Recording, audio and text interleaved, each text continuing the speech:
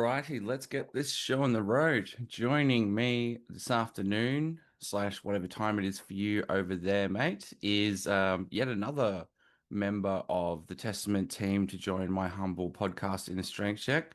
We have the one, the only, the OG, Chuck Billy joining us all the What's way going from the on? States. Hey, man, throw those How are horns. you? I'm great. I'm great. How are you? How's things going over there? It's going great. We just started our rehearsals today with the bands in town, so we're getting ready to play Aftershock Fest this weekend. Then we're heading right over to Europe on Friday. So we got a big tour over there, starting with Obituary and Destruction and Nervosa. So we're gonna have a lot of Oh. fun. And That's an awesome lineup. So have you yeah, guys been obviously we caught you not too long ago in Melbourne, and by the way, just wanted to give thanks for such a fantastic show in Melbourne at Northcote Theatre. That went off. Unbelievable show. Great stuff. thank you. Have you guys been touring pretty consistently since the Australian run, or have you had some time off before ahead of the album release? No, we've been pretty busy. Hmm. We're constantly doing, but right now we're just didn't have a lot planned right before the record, and wish we tried to get the record before this tour starts, but it'll be like right at the beginning of it. Yeah. But we got another year ahead of us in 26 to just have at it everywhere. Yeah, yeah. So you guys are just as relentless as ever, hey? With this one being your 14th album. Yeah, I mean, I think there's something special that was captured on this record. Mm, I'll give a lot of it to Chris and Eric. They put in the time. They work very hard, and mm, it shows. Once I got the music and riffs, man, it was such a variety of music. Even to the point where I was like, man, you're giving me so much. Got too much to think here. Maybe that's not a metal riff. Maybe that's not. But in the end, we used it all, and we made it work, and it really made the record in a whole pretty dynamic. mm.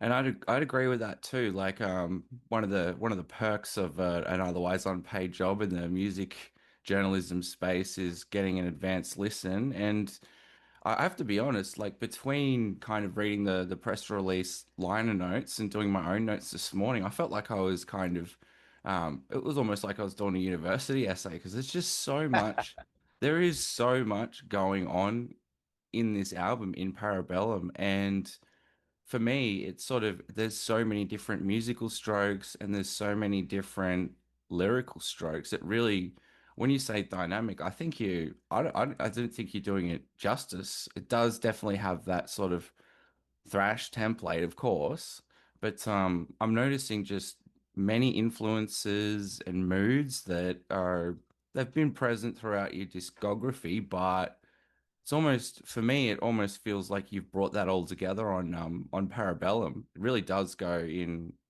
quite a lot of different directions. So I'm curious to hear how the songwriting process was for you and the band. Well, we did carry on like from Titans of Creation to where I had just had Eric give me the music and I would just write to whatever he gives me instead of like in the past challenging the riffs and saying, "Oh, I don't like that riff," or "Move Yeah. that riff here or Yeah. there." I didn't do that. Didn't want to stall it up, but by me doing that, really put me in an uncomfort zone. Yeah, And I okay. think being in that uncomfort zone made me find even, different layers and textures of voice I used on here. Mm, But also, I think maybe focused on, even though it's some stuff is brutally heavy and death metal vocals, there's always still going to be a little vocal hook in there. Something yeah. that's you're going to remember and go off after listening and still humming that little part. And I think Mm, that's the key of this is it's relentless, but it's got hooks. And I think Chris working with Eric and Chris being as young as he is, being brought up in a different generation of mm, metal than we are, I mm, think he brought a little of that element to the writing with Eric, and and mm. and actually had such abilities. And Eric just had him like trying and doing everything, and the Yeah. result is like when I heard it, I'm like, wow, this is incredible. So it's kind of like Eric was like, it's almost like a testing ground. Like Eric's throwing everything in the kitchen sink at young Chris, who, yeah, I definitely feel a bit of a almost, there's a lot of moments where it really really kind of pushes the envelope between death and thrash. Like there's some tremolo, some blast, some. So it seems like Eric and Chris on the musical front were really looking to sort of like push the boundaries with the intensity with some of the moments on this album, but then you've got some really like some soft moments as well. Oh yeah, and I think you know Eric was in a good mind space going into this record. Yeah. You know, probably don't want me to talk about it, but he probably had a bad marriage for years, and Mm. finally was had the house to himself and brought Chris in. And I heard they're get stand up late, a lot of drinking and Yeah. partying and watching horror movies, and then going, oh, Awesome. it's 2 in the morning, let's go downstairs and write. I'm inspired. Yeah. So just Cool. having the time hanging Yeah. out really just opened up their world to do anything and try anything. Mm, mm. And for you as the vocalist, so obviously Parabellum is the CV's some Latin student somewhere is gonna be screaming when they hear this on the podcast. CV's Pacem Parabellum. If you want peace, prepare for war. And a lot of the sort of lyrical themes that you've taken on for this album, it couldn't feel, we look at thrash, we think, okay, yeah, war, all right. But I do get the sense like you've tackled a lot of very current topics. I mean, even things like infanticide AI. I'm actually surprised we haven't seen there's a bit more of an undercurrent in this album. I feel like for me as a listener, the lyrical theme feels a little bit when it's talking about war, it's almost a Terminator style thing. Like I feel like technology is a big part of concerns around technology. Am I kind of on the money In that there or song, on that song, and the nail right on the head. Mm, And originally we are going to call the record Fantaside AI, and yeah, Eric okay. works in again on the cover, and I don't think it was the right title for the cover artwork. And Mm, and then later on, when I wrote Parabellum, and me and Alex wrote that, gave it to Eric and told him what it meant. I think with the album cover, all of a sudden he's like, "Whoa, that fits the theme of what I'm writing." The big nuclear explosion and yeah, this angelic angel with missile wings, and yeah. you know, uh, and it fit perfect. And just the color palette of it, it's just bright and bold and Oh, it's gorgeous, positive. gorgeous artwork and very thrash. Yeah, yeah, Yeah, yeah, and I think I mean, I'd say yeah, we're a thrash band. We still are. We still play it, but I think we're beyond just being labeled as a thrash band. of I course. think, especially on this band, we have so much different offers, especially having, the nerve to even put a song like Meant to Be on a metal record, Yeah, kind of, yeah, yeah, but yeah. it felt so right, and it was Mm, such a emotional, catchy song. It really reminded me like a Return to Serenity, just that classic guitar work at the beginning, like Alex and Eric did. mm. And you know what? I kind of bridging like sort of your recent gig with this album. I do actually recall live, like you sort of pulled it back for a minute, and said, "Oh, I got your permission to play this ballad," and everyone hooted and cheered, and it went off. It was actually one of the more like the crowd was just loved it, and I think it's a similar feel for me as a listener with Meant to Be with that sort of dynamicism. And you even brought in cellist Dave Egger. Yeah, Um, and is that the first time you guys have used live orchestration with your recording? first time. Wow. Yeah. And when we had it done and we're listening to it, that was the thing. We're like, you know what? I could hear strings or something in here. And Mm, right away, Alex like, well, I know a guy, so he got a hold of Dave, and Dave was very excited to do it. And without even really giving him much instruction, he found exactly what to do and made it flow.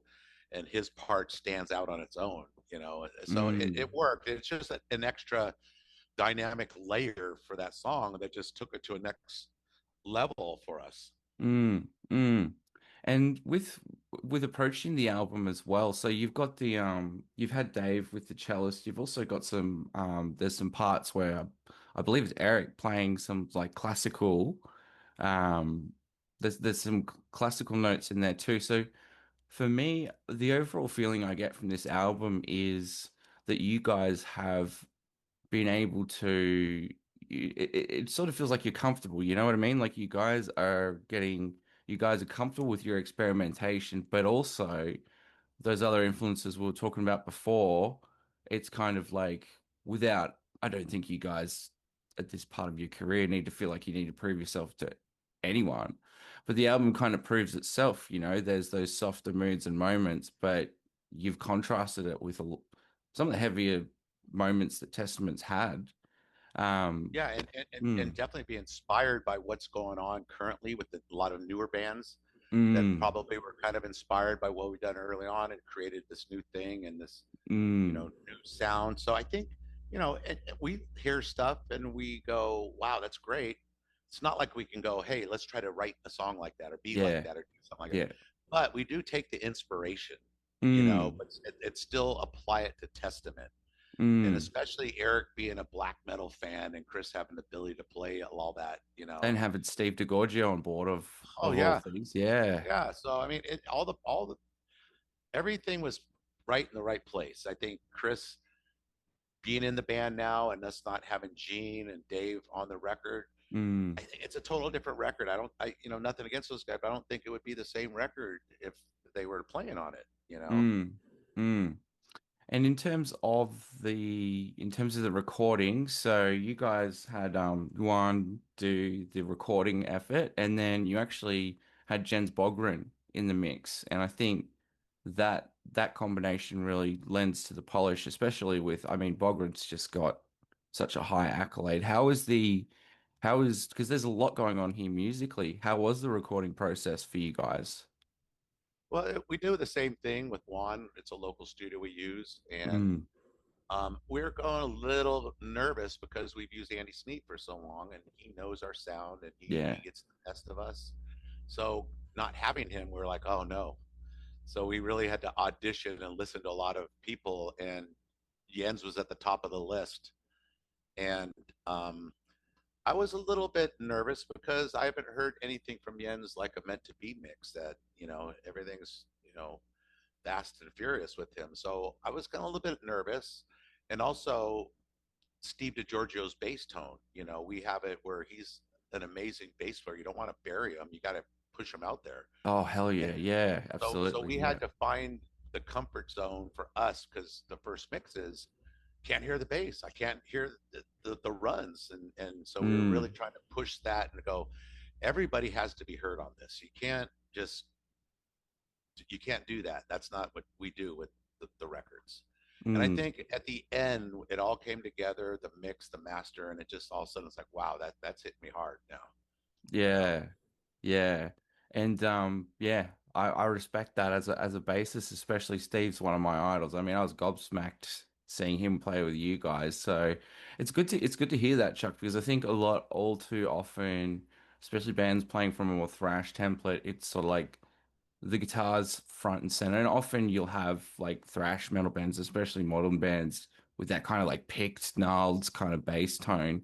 But it really sounds like you guys have actually carefully, like what I'm hearing is you hear it in the mix. I mean, you hear it as a listener, but what I'm hearing from you as well here is just the details orientation here too. Like it really sounds like you guys have taken to this one with a fine tooth comb, every single kind of element. Well, yeah, like Titans of Creation, you can hear every note and Steve's Mm, tone. And even live, I'm the guy who goes to the front of the house and listens, going, up, I can't hear Steve. Bring him out until we're happy. mm, So I think in the end, that was the the final straw that we to make the record sound because it sounded great, but I couldn't hear the detail of Steve. But once we found the tone and he pushed it to where we could hear the detail, all of a sudden it just came to life. yeah. And every part you can hear, and every part has a place on the record. Mm. Did you guys have any sorts of challenges through this? Because I mean, it sounds like things have just kind of run through it. From what we're saying so far, it sounds fairly seamless, apart from some things with the mix. But were there any kind of challenges along the way in Not making this record? musically, not Yeah. musically, but vocally, Okay. because some of the riffs I heard, because they were working so hard, throwing riffs at me, there was a lot. Yeah. And at first I was thinking, well, maybe, some of that doesn't sound like a metal riff, or is that going to be on the new Testament record? And I kind of question it. Yeah. But then in the end, when I just took every song individually and tackled it and find new textures of voices and Mm. techniques of layering voices, that Mm. I found myself doing different things that I haven't done, and to me that was, I was a little excited because I've been writing songs for 40 years, and to Yeah. still find new things to do and to try and not settle for something, and especially from the fans' point of view, thinking, oh, they're just rehashing the stuff that the best they did 30 years ago. That Mm. ain't the case here. We're enjoying the company where we're at in life, I guess, too, and just comfortable, but also having the balls to push the envelope a little Yeah. Yeah. bit. So what are some of the techniques you sort of were they just kind of organic, like you were just sort of testing out just testing out different elements of your range, keys, signatures, Totally, that sort of thing? because Yeah. totally because we didn't, when I wrote the words, we didn't go in a studio and play them. The Mm. songs are just recorded, and I wrote them and went and sang them, so nobody heard my lyrics and my melodies at Oh all wow. until I tracked, and then I'd send it off to Eric, and he'd hear it Wow. first, and if he gave me a comment, I would either go try something different, or he'd go, Mm. "Oh, that's killer." And so I think that was it. And by me going into the studio without rehearsal, I kind of went with my gut instinct, my first Mm. instinct. And I think first instincts are always kind of usually you go back to, and it's the final one. Yeah. So I think by having not knowing where to go and where to start and what voice to use really made me try things and challenge me and just own it. But again, using the layers of voices, I found a way to whisper and talk and sing a power voice and blend them together to make this new weird tone. Mm. Or singing something real powerful in death, and in the middle sing something clean. Mm. So I was just finding new things and things that felt right. Mm. And in the end of the day, because when you recording, it's not mixed yet, so I can't hear the bass notes, I can't hear every drum fill, I'm just Yeah. hearing the root song. But then when you heard the final mixes, that's when everything, I was like, whoa, those guys, amazing job on bass and the drums. I was just Mm. blown away. Mm. So, in terms of you guys having some upcoming tours, do you have any sort of thoughts of like, are you considering this is like a novel kind of, you've thrown in a lot of novel vocal approaches for yourself and thinking about layering and that kind of thing. Have you thought about, do you have any like concerns about how that's going to translate live? Or, I mean, you've been in the game long enough. I'm sure you're like, I've got this, but how are you sort of feeling about bringing out the Parabellum material onto the live front? We're feeling good. We have 3 songs under our belt that we're playing as a band live right now. We're gearing up to play 2 new ones this Thursday at the Aftershock Festival, and then we head Mm, right over to Europe on Friday to start a tour, the Obituary, Destruction, Nervosa. And by the end of that tour, the rec will in the 10th, the rec will be like the first week of the tour. mm, So we want the people to soak up a little bit more of the record, and yeah, hopefully by the end of the tour, we're going to add a third song into the set. So we're looking forward to it. It's sounding good. It's feeling good live. that's great. That's great. That's so f fantastic to hear. That's yeah, it's just sounding like overall this whole process, usually when I'm interviewing and we're talking about albums, there's some form of element that's like, there's been a disaster or a delay or issue or that sort of thing. But I'm really glad to hear that you guys have had just such an organic experience with it too. Like for it is a technical record. It does sound very organic. So it's sounding like the current iteration of your lineup is really just melding and meshing well together. And a lot of it's Chris and Eric. Mm, Chris is bringing that new, fresh energy and style that he's been raised with, and Eric's so excited. I think when we finish the tour in October, they're going to get back to work in November, December, and continue writing because they have 2 songs written for the next record, and they want to write another record already. I mean, this one's not even out. We're already thinking about writing the next one. So, Is Alex just yeah, sitting yeah. there going, God, guys, just chill out for a minute? No, Alex does his thing. Eric's the main guy who Yeah. leads the charge of writing it. So Mm. Alex is going to do his thing, and once we have a lot of it compiled, then we'll bring Alex and introduce the songs to him. Yeah. But So Alex just just comes in to make it all sing on his end, like the mastermind he is. Yeah. yeah, and this is Yeah. the first time Alex came in, and Steve and Eric, all of us in a room, listened to the tracks before we recorded them, just to make sure the arrangements were right, so we didn't have to go back and fix or change things. Mm. And that's where I think it shined, because we went through every song and had something to say or something to change or something to add. And Mm. in the end, okay, we're all happy, we're all digging it. Yes, move forward. Let's next one. And Mm. so I think as a unanimous decision, we all felt strongly going into it as far as laying the tracks down. Awesome. Well, Chuck, look, I'm really impressed with the latest album, which is coming out on October 10th by Nuclear Blast.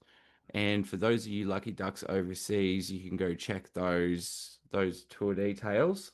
I'll have some show notes with some info around the album. I'm just gonna say right now, if you're a Testament fan, a Thrash fan, or a metal fan, this might sound like a spruik, but sincerely, I think this is going to be one that's going to be loved across the board. So I, for one, am really looking forward to the response to the full album.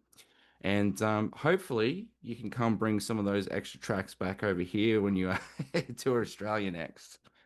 Yeah, I've already been pressuring the promoter to bring us back. Do So it. Do it. yeah, Yep. Keep the heat up, man. We'd love to have you yeah. back. I can't wait. I love it there. Awesome. Well, thank you so much, Chuck. I'll let you go and have a great day. And as mentioned, guys, check out Parabellum. Pleasure to chat to you, mate. Thank you. Cheers, my man. See ya. Cheers, man. See ya. Good further afternoon, everyone. It's your boy Brady back here again, just with a bit of an update from the future. And by the future, I mean a few hours after the interview was taken. Just chiming in again to give thanks once again to the wonderful and enigmatic talented man, Chuck Billy of US Bay Area thrash legends Testament. I've been a lucky enough little duck and have had time to peruse an advanced copy of Parabellum. And I stand by what I'd said in the interview, and I stand by it now. It's a fantastic album. Testament fans and metalheads alike, I think all of you are really going to enjoy this one. It just continues their trend of innovating, and it's heavy as always. In fact, maybe even heavier in places. So I do recommend checking it out. And where you can check it out is at the show notes. So we've included the official press release from both the artist and the label with our show notes. So if you head over to www.innerstrengthcheckpodcast.com/blog, you'll be able to see the link there. A link will also be included in the notes with the YouTube video version as well as the audio only versions. Just a heads up, just a reminder that we're no longer automatically syndicating to Spotify. Those episodes may show up there, but I'm not tracking that. However, we're available on YouTube, Deezer, Good Pods. There's a whole slew of apps you'll be able to see on the post which apps are available. Pretty much if there's a podcast app, we're out there and getting on it. Would just like to thank you guys for chiming in and listening to another episode of Inner Strength Check. Today being Music Monday, it's also, well, Music Monday in Australia. It's also an opportunity for you to catch some of the latest music news in the alternative and heavy music world via our heavy news column. We'll be putting out some more news updates tonight, as well as some additional material from myself and the Muso Legion team's recent awesome adventure to Blacken. Shout out to Pirate for putting on an amazing festival in Central Australia.